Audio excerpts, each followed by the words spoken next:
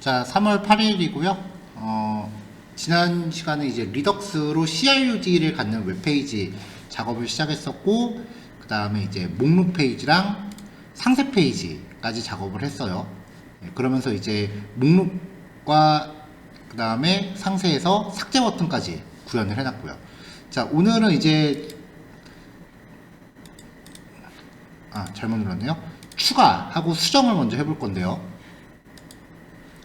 이미 지난 시간에 슬라이스는 미리 구현을 다 해놨단 말이죠. 자, 프로페설 슬라이스라고 해서 이제 get은 뭐 특별히 대단한 거 없었죠. 자, get 같은 경우는 이제 데이터를 조회하기만 하면 되는 거기 때문에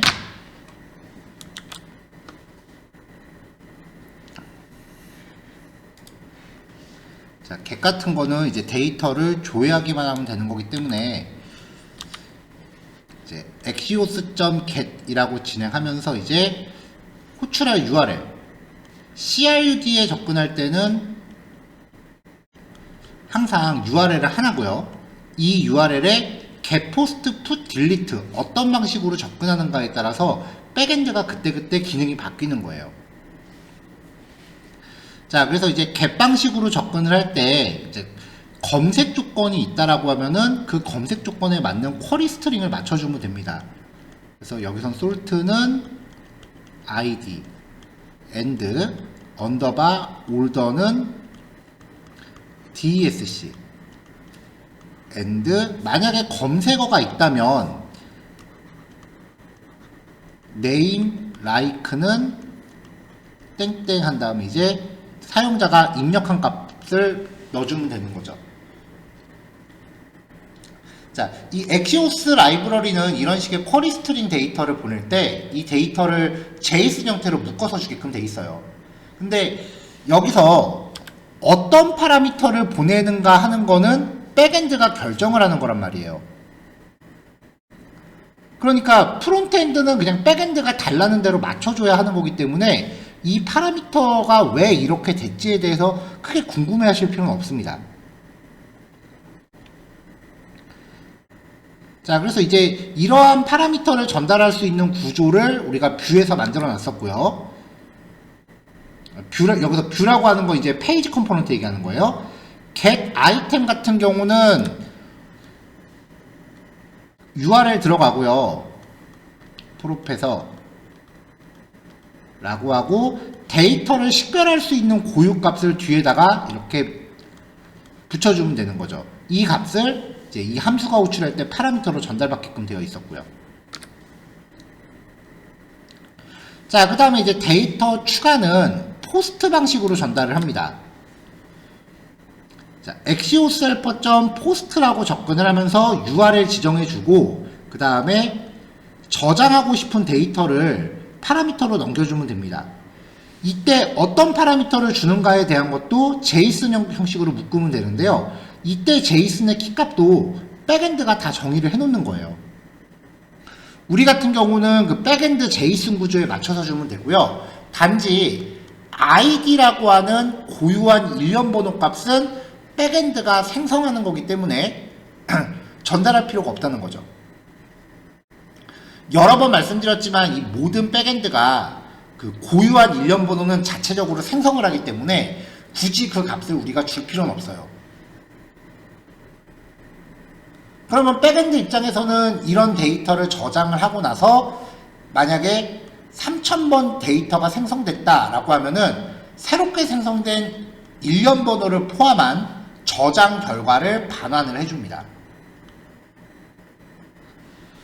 자, 그럼 이제 이렇게 생긴 데이터를 저장하기 위해서 add라는 페이지를 만들어 놨단 말이에요. 자, 현재 이 예제에서 이제 use 파람스는 사용이 안 되고 있고요. 저장을 하고 나면은 결과를 확인하기 위해서 상세 페이지로 이동을 해줘야 돼요. 수정도 마찬가지고요. 그래서 페이지 이동을 처리하기 위해서 리액트 라우터 돔에서 use 내비게이트 가져왔고요. 혹시 저장 안 하고 그냥 목록 페이지로 다시 돌아갈 수도 있을까 싶어서 링크 가져왔고요. 리덕스 호출해야 되니까 유즈 셀렉터랑 유즈 디스패치, 그리고 슬라이스 안에 정의해 놓은 포스트 아이템 함수 가져왔습니다. 몇 개의 그동안 사용하던 컴포넌트들을 가져왔고요.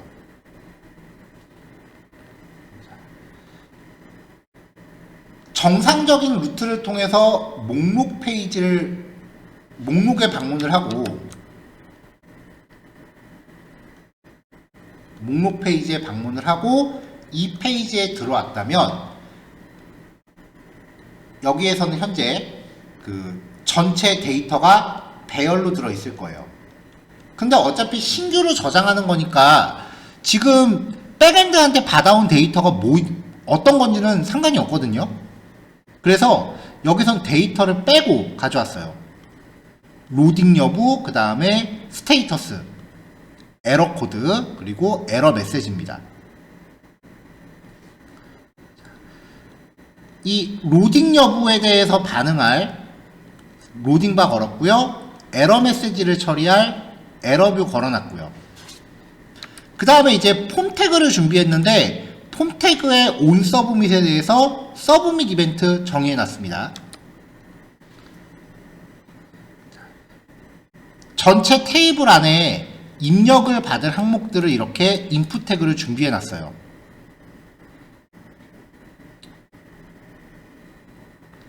자, 그럼 여기서 이제 서브밋 이벤트가 발생을 하면 일단 페이지 이동 못하게 잠가 놓고요. 인풋 태그들에 대해서 입력을 제대로 했는지 유효성 검사를 합니다. 만약에 유효성 검사에 통과를 안 하면은 백엔드한테 전송을 안 하겠죠. 유효성 검사에서 통과를 못했다면 에러 메시지 보여주고 그 다음에 해당 요소에 포커스 세팅해주고 처리를 중단한단 말이에요. 그러니까 실제로 백엔드한테 네트워크 전송이 발생하지 않기 때문에 이 프론트엔드가 유효성 검사를 하는 이유는 네트워크 트래픽을 절약하려고 하는 거예요.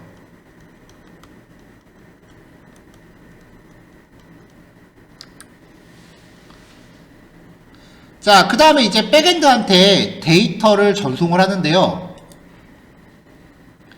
만약에 백엔드가 Node.js로 구현된 거라고 하면은 백엔드를 이렇게 백엔드한테 전송할 데이터를 JSON 형태로 묶어주시면 돼요.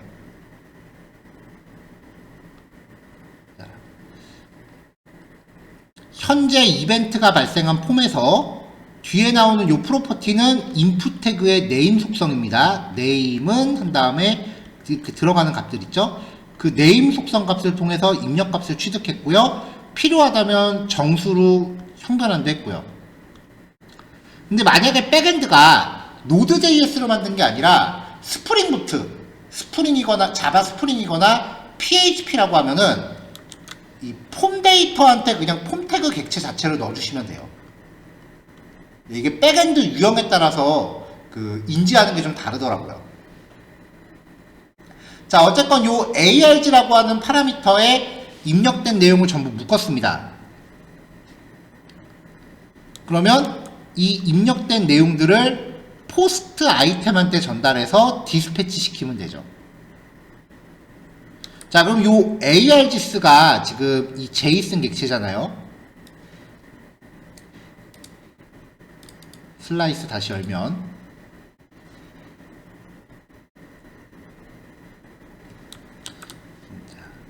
요 ARGS라고 하는 이 객체가 포스트 아이템한테 파라미터로 들어왔으면은 이 파라미터가 이 포스트 아이템의 페이로드로 들어와요.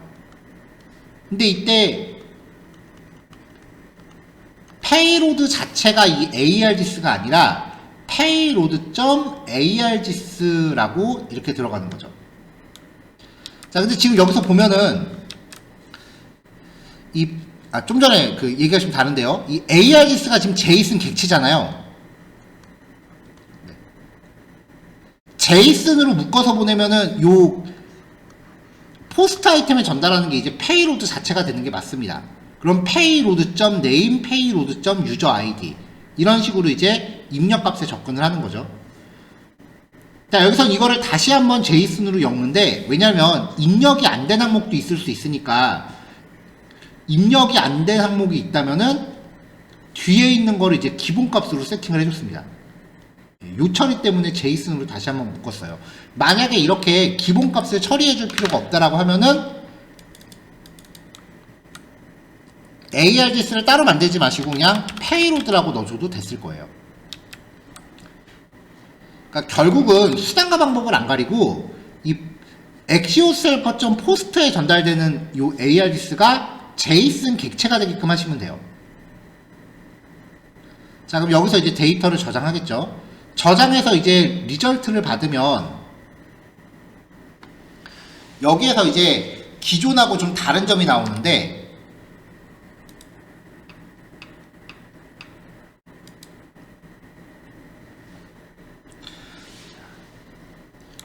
여기 보시면 제가 이 포스트 아이템 함수를 async await로 호출했단 말이에요. 이렇게 비동기로 호출하면 요 리절트가, 이 리절트가 바로 리턴돼요. 그러면 백엔드한테 받아온 결과값은 이 안에 페이로드라는 값에 들어있어요.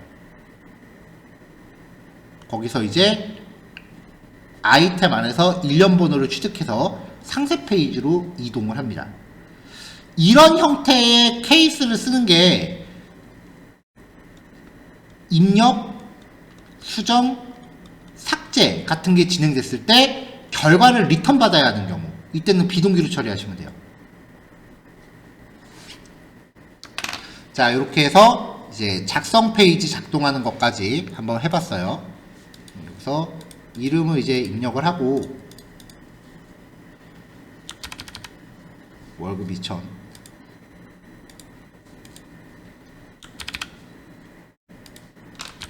이렇게 하고 저장을 하면은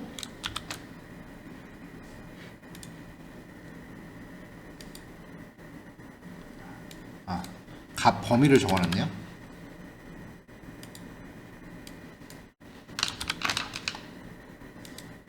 자, 프로페서라는 이 백엔드를 포스트 방식으로 호출을 하고요. 그 다음에 아까 구성한 데이터들이 이렇게 제이슨으로 묶어서 백엔드로 날아갑니다. 그럼 백엔드가 이 데이터를 저장한 다음에 몇 번 데이터가 생성되었다라는 일련 번호를 포함해서 이렇게 응답을 줘요. 이 응답 결과가 result.payload가 되는 거니까 그 페이로드에서 아이템 안에 있는 ID 값만 취해가지고 이제 상세 페이지로 넘어갈 수 있는 링크를 구성하는 거죠. 자, 이렇게 해서 일단 그 페이지 그 생성하는 데이터 추가하는 부분까지 살펴봤어요. 일단 요거 먼저 완성해 볼게요.